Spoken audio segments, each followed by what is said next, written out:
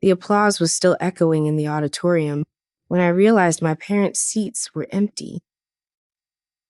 I scanned the rows of folding chairs, my graduation cap slipping slightly as I craned my neck.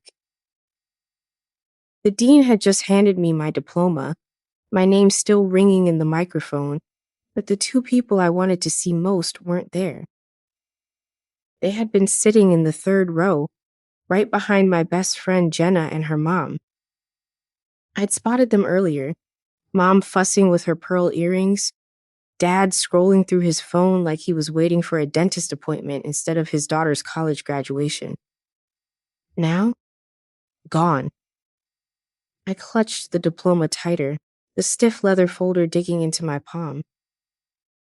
"Smile, Elena," Jenna shouted from the aisle, waving her phone. I forced a grin, but my stomach was already sinking. By the time the ceremony ended, I had my answer. A text from Mom, timestamped 2:47 p.m.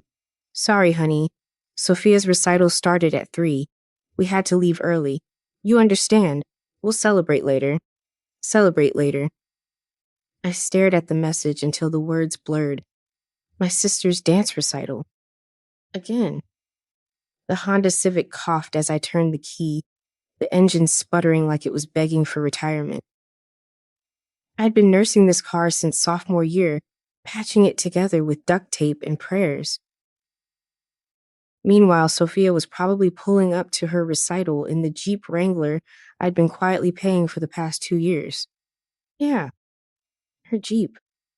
My money. I gripped the steering wheel tighter, knuckles widening. The bracelet on my wrist caught the light, thin silver, cracked near the clasp. Sofia had tossed it at me when we were kids, sneering, "It looks cheap, you can keep it." I'd kept it anyway, for years. A stupid talisman of hope that maybe one day she'd see me as more than the family's built-in safety net. It wasn't the first time. Junior year of high school, I'd made it to the state debate finals. I stood on stage, heart pounding, scanning the crowd for my parents. Empty seats. Later, I found out they'd been at Sofia's regional dance competition. Mom had posted a picture on Facebook, "Our little star shines again." When I asked why they didn't come, Dad had shrugged. "You're already good at school stuff. Sofia needs the encouragement." That line had followed me for years. "You're already good. You don't need us." By the time I pulled into my apartment complex, the anger had settled into something heavier. I opened my laptop, the glow of the screen illuminating the stack of bills on my kitchen table. Rent, utilities, student loans, and then the one that didn't belong to me, Sofia's car loan, $412, due in 3 days. I scrolled through my bank app. The total hit me like a punch, $27,890. That's how much I'd paid for her Jeep, her credit cards, her emergencies. $27,890. I leaned back in my chair, staring at the cracked bracelet on my wrist. "No more," I whispered. The words felt foreign, like trying on clothes that didn't belong to me, but they also felt right. The next morning, I walked into work with a plan forming in my head. I wasn't going to be the family ATM anymore. I wasn't going to smile politely while they left me behind for Sofia's spotlight. And I sure as hell wasn't going to keep paying for a Jeep I didn't drive. For the first time in years, I felt something shift inside me. This wasn't just about money. It was about worth. And I was done letting them decide mine. I was 8 years old the first time I realized my family didn't see me the way they saw Sofia. It was a Saturday morning, the kind where cartoons should have been blasting from the TV and the smell of pancakes should have filled the kitchen. Instead, I was sitting at the dining table with a stack of math worksheets, pencil smudges on my fingers, while Mom curled Sofia's hair in the living room. She was 6, dressed in a sequin tutu for her first recital. "Don't slouch, Elena," Mom called over her shoulder. You're the smart one. You need to focus. The smart one. That was my role. Reliable. Capable. The one who didn't need applause. When Dad came home that night, he carried a bouquet of roses. Not for me. Not for the A-plus paper I'd taped to the fridge. For Sofia, who had twirled across the stage for 3 minutes. I told myself it didn't matter, but it did. By middle school, the pattern was set. I was the kid who packed her own lunches, who remembered permission slips, who stayed up late finishing science projects without help. Sofia was the kid who forgot her homework but got a smile and a pat on the head anyway. When I made honor roll, Mom said, "Of course you did." When Sofia passed a spelling test, Mom posted it on Facebook with 3 exclamation points. It wasn't just favoritism. It was erasure. High school made it worse. I worked 2 part-time jobs, cashier at the grocery store and babysitter for the neighbors, just to save for college. Sofia joined cheerleading, and suddenly every Friday night was about her halftime routine. I remember one night in particular. I'd been up since 6 a.m., worked a shift at the store, then rushed to the library to finish a history paper. I came home exhausted, only to find my parents and Sofia crowd around the TV, replaying her cheer routine someone had recorded. "Look at her form," Mom gushed. "She's a natural." I stood in the doorway, backpack still on, waiting for someone to ask about my day. No one did. By the time I got to college, I thought maybe things would change.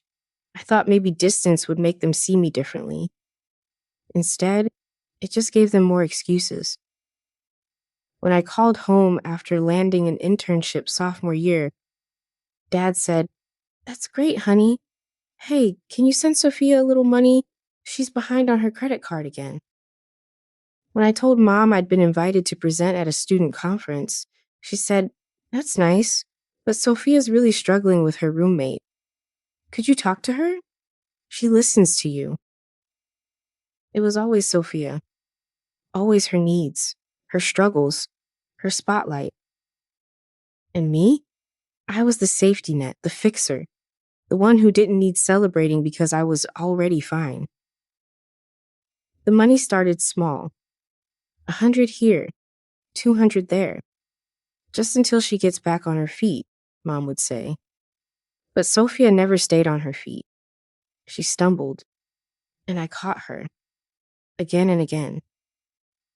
By the time I graduated, I'd paid off her credit card twice, covered her car insurance for a year, and sent her rent money more times than I could count.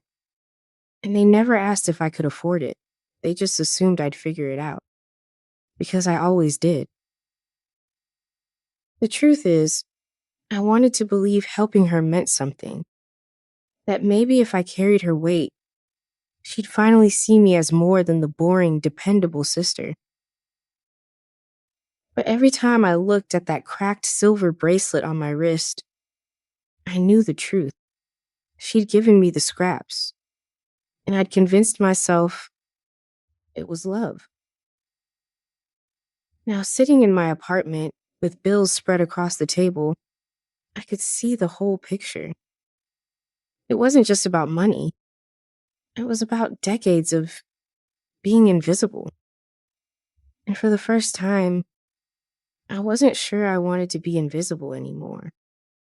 The first real crack in the facade came a week after graduation. I was still waiting for that later celebration Mom had promised in her text, but the only thing that showed up was a voicemail from Dad. His voice carried that familiar, coaxing tone he always used when he wanted something. "Hey, kiddo. Listen, Sofia's Jeep payment is due again, and she's in a tough spot. Could you cover it this month? Just until she gets back on her feet. You know how it is. Call me back." I sat on the edge of my bed, phone pressed to my ear, staring at the stack of bills on my nightstand. Rent, utilities, student loans, my own car insurance. And now, once again, Sofia's Jeep.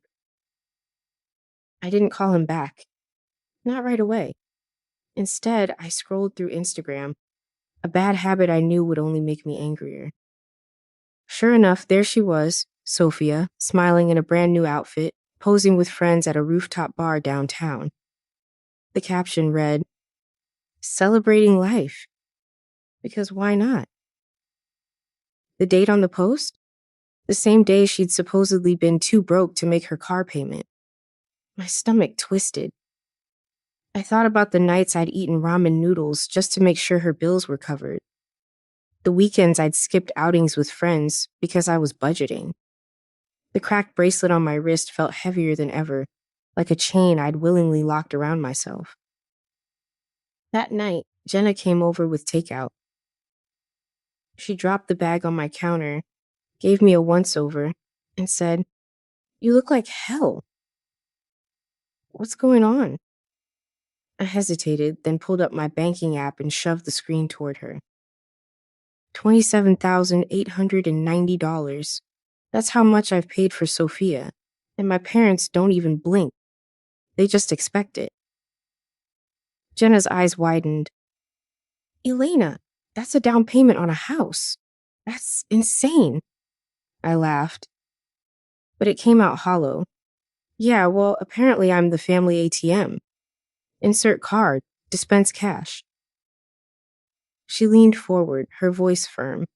"You know this isn't normal, right? Families help each other, sure. But this is exploitation. You've been carrying her, and they've let you." Her words hit harder than I expected. Exploitation. I'd never said it out loud, never even let myself think it, but hearing it from someone else made it real. The next morning, I woke up to another text from Mom. "Honey, Sophia's been really stressed. Could you send her something extra this month? She's fragile right now." Fragile. That word again. Sofia was always fragile. I was always strong. I typed back, "No, I can't keep doing this." My thumb hovered over the send button, heart pounding. For years, I'd swallowed my anger, convinced myself it was love, convinced myself I didn't need what she got. But now, staring at the cracked bracelet, I realized this was the first time I was about to say no. I hit send. The 3 dots appeared almost instantly, Mom typing furiously. My chest tightened, waiting for the guilt trip, the accusations, the inevitable reminder that family helps family. But I didn't delete the message. I didn't apologize. For the first time in my life, I let the silence stand. And in that silence, I felt something shift.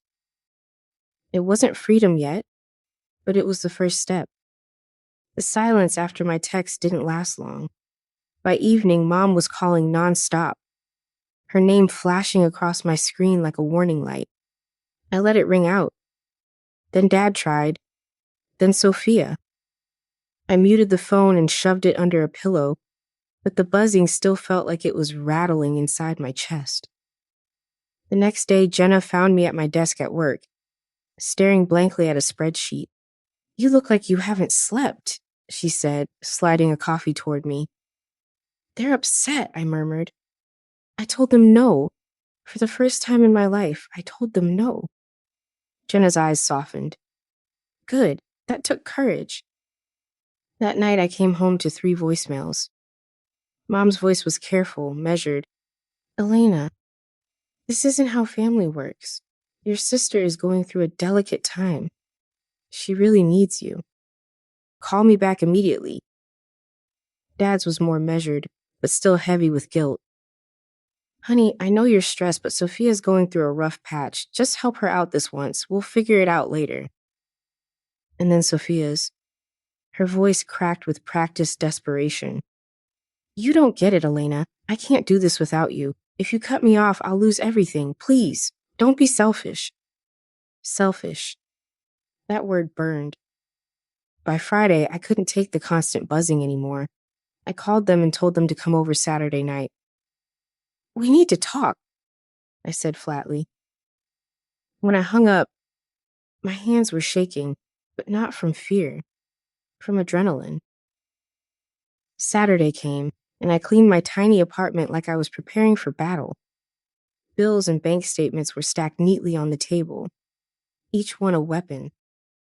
The cracked silver bracelet sat beside them, a reminder of every time I'd been told I didn't matter. At 5 p.m., there was a knock. Dad walked in first, broad shoulders filling the doorway. Mom followed, lips pursed, eyes scanning the apartment like she was cataloging its flaws. Sofia trailed behind, mascara smudged, tissues already in hand. "Water?" I asked, my voice steady. Sofia collapsed onto the couch. "I don't understand what I did wrong, and you're offering water?" Her voice broke into sobs. Dad sat beside her, arm around her shoulders. "Your sister is fragile right now, Elena. This isn't the time to be cruel." I pulled out the folder and laid it on the table. "This isn't about cruelty, it's about reality." Mom's eyes narrowed. "What is this?" "Receipts," I said simply. I opened the folder and spread the papers across the table. Bank transfers, loan payments, credit card bills. $27,890. That's how much I've paid for Sofia. While you called me self-sufficient, I was draining my savings to keep her afloat. The room fell into a heavy silence, only the hum of my old fridge breaking through the weight of it all. Dad's mouth opened, then closed, as if words had abandoned him. Mom's lips pressed into a thin line, her disappointment palpable. Sofia, she just stared at the floor, lost in her own world. "I'm not asking for permission," I said quietly, the words barely escaping my lips. "I'm informing you, the payments stop now." "Permanently." Sofia's head snapped up, her eyes wide with disbelief. "But how am I supposed to—" "The same way other adults do," I cut in, my heart heavy with the weight of it all. "It's just so hard to bear. Work, budget, make choices." Mom stepped forward, her voice sharp. "You're choosing money over family. Is that laptop you bought really worth destroying us?" A laugh escaped me, short and humorless. "This isn't about a laptop. This is about years of being treated like an ATM with legs. It wasn't fair when you missed my graduation because of her recital. It wasn't fair when I worked 2 jobs while she coasted on my dime. And it sure as hell wasn't fair when you forgot my birthday but threw her a surprise party." Sofia flinched, mascara streaking down her cheeks. I stood taller, shoulders back. "I'm choosing self-respect over enabling. And if that destroys this family, then maybe it wasn't worth preserving in the first place." The silence that followed was heavier than anything I'd ever felt. For the first time, I wasn't the quiet, dependable one. I was the one drawing the line. And they didn't know what to do with it. The night after the confrontation, my apartment felt like a battlefield after the smoke cleared. The papers still lay scattered across the table, silent proof of everything I'd carried for years. My parents and Sofia had left in a storm of silence, the door slamming behind them, but their absence felt louder than their voices ever had. I poured myself a glass of water and sat on the couch, staring at the cracked bracelet on my wrist. For years, it had been a reminder of what I thought was love, of the scraps I convinced myself were enough. Now it felt like a shackle I'd finally broken. The calls started again the next morning. Mom first, her voice sharp and commanding in the voicemail. "Elena, this is not how family behaves. You shouldn't walk away from your sister when she needs you most. Please call me back soon." Then Dad, gentler but still carrying concern. "Honey, I know you're upset, but it doesn't feel right to distance yourself from her like this. She's going through a hard time. We'll figure something out together. Just don't make a decision you might regret." And then Sofia. Her voice trembled with frustration and worry. "I don't know what to do now. How will I manage my car payments? Where will I live if I can't keep up? I really thought you'd be there for me, Elena. After all I've tried to do for you, this feels so unfair." I stopped the message halfway through, my chest tight, but my resolve steady. After everything she claimed she'd done for me? The irony was almost unbearable. Rough night? She asked, sliding a coffee across my desk. They're furious, I admitted. Mom says I'm destroying the family. Dad says I'm rash. Sofia says I'm selfish. Jenna leaned back in her chair, arms crossed. And what do you say? I hesitated, then exhaled. I say I'm tired. I say I've given up almost 30 grand in years of my life, and I'm done. She smiled faintly. Then that's the only answer that matters. That night, I muted the family group chat after it exploded with messages. Uncle Robert chimed in with, "Family helps family, period." Aunt Teresa added, "Your sister needs support right now." Cousin Derek simply wrote, "Wow, cold." I scrolled through the messages, my thumb hovering over the screen, then hit mute. For the first time, their words didn't pierce me the way they used to. They felt distant, like noise from another room. The next morning, I walked into the office to find a small surprise on my desk. A hand-drawn birthday card signed by the entire department, a single cupcake with a candle beside it.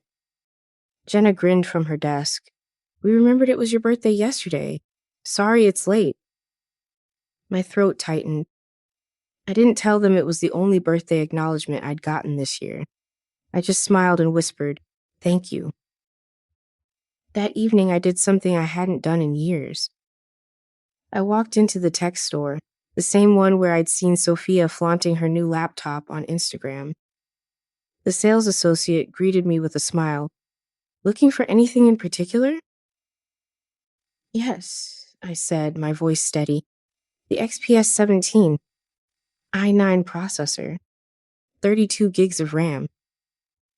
"Excellent choice," he said, tapping at his keyboard. He didn't know I'd been saving for this exact model for 18 months. He didn't know its twin sat on Sofia's desk, bought with my parents' money. He just saw a woman making a purchase she could afford. And for once, that was enough. As I swiped my card, I imagined what I'd do with the money I'd save each month now. Build my travel fund. Grow my retirement account. Maybe even upgrade to an apartment with a balcony. That night, I sat on my couch with the new laptop glowing on the table, the bracelet resting beside it. For the first time in years, I felt the weight lift. The calls still came. The texts still buzzed. But they no longer felt like chains. They were just noise. And for the first time, I realized I could live without the noise. 2 days after the confrontation, I woke up to an email from HR. The subject line read, "Promotion opportunity, Senior Operations Lead, Chicago office." My heart skipped. I had applied months ago, half believing nothing would come of it. Now here it was, a chance to start fresh, hundreds of miles away from the weight of my family's expectations. I stared at the screen, the cursor blinking like it was daring me to say yes. For years, I'd built my life around everyone else's needs. Now, for the first time, I had a chance to build something for myself.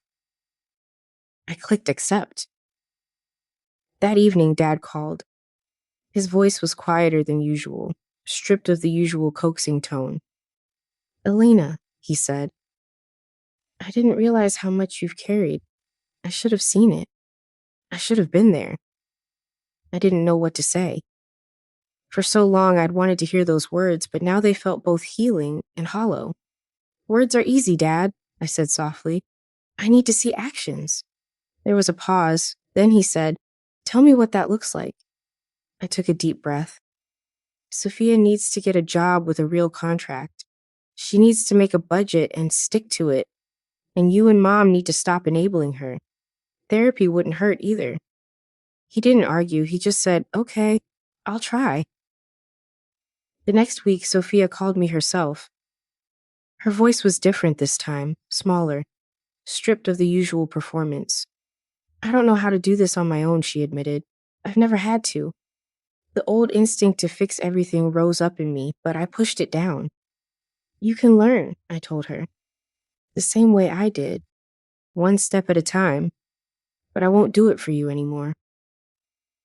There was silence, then a shaky breath. "Okay," she whispered. It wasn't forgiveness. Not yet. But it was the first honest moment we'd shared in years. As the weeks passed, I started preparing for the move. I sold the Civic, the car I'd patched together for years, and bought my first vehicle outright. Signing the papers felt like more than a transaction. It felt like reclaiming something I'd been denied: independence. On my last night in Seattle, Jenna came over with pizza and a bottle of cheap champagne. We sat on the floor of my half-empty apartment, laughing about nothing, the way friends do when they know they're witnessing a turning point. "You're really doing it," she said, raising her glass. "You're finally choosing you." I clinked my glass against hers. "About our damn time." When I boarded the plane to Chicago the next morning, the cracked silver bracelet was tucked into a small wooden box in my carry-on. Not on my wrist anymore, not a chain, just a reminder of the moment I finally said no. For the first time in my life, I wasn't running from something. I was running toward myself.